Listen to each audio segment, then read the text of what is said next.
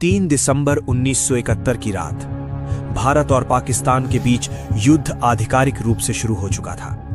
लेकिन असली जंग सीमा पर चल रही गोलीबारी से कई दिन पहले ही शुरू हो गई थी। एक ऐसी गुप्त जंग जिसके बारे में उस समय सिर्फ कुछ चुनिंदा रॉ अधिकारी ही जानते थे। ईस्ट पाकिस्तान के अंधेरों में भारतीय गुप्तचर संस्था रॉ के अंडरकवर एजेंट्स एक ऐसे मिशन पर काम कर रहे थे जिसका नाम तक सरकारी फाइल्स में पूरी तरह दर्ज नहीं था। यह मिशन सिर्फ जानकारी इकट्ठा करने के लिए नहीं था।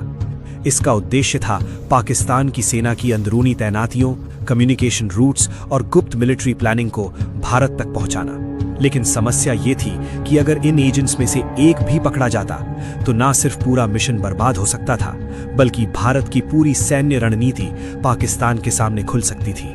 उस दौरान ढाका की सड़कों पर हर तरफ पाकिस्तानी सेना का पहरा था।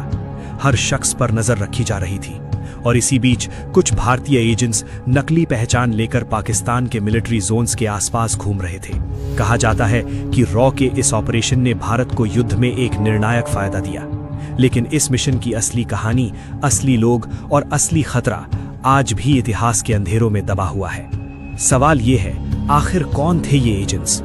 उन्होंने ईस्ट पाकिस्तान के अंदर घुसकर ऐसा क्या देखा था जिसे पाकिस्तान दुनिया से छुपाना चाहता था?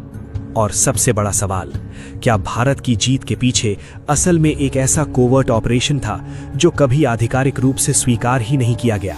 तो चलिए शुरू करते हैं 1971 की उस खामोश लेकिन बेहद खतरनाक गुप्त जंग की कहानी।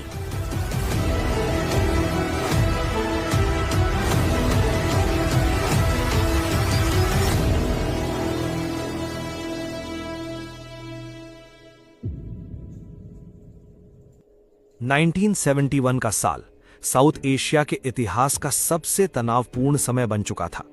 ईस्ट पाकिस्तान में स्थिति हर दिन और खराब होती जा रही थी। बंगाली आवाम सड़कों पर थी, पाकिस्तान की सेना हर विरोध को गोलियों से दबा रही थी और ढाका धीरे धीरे एक खौफजदा शहर में बदल रहा था। 25 मार्च 1971 पाकिस्तान आर्मी ने ऑपरेशन सर्च लाइट लॉन्च किया।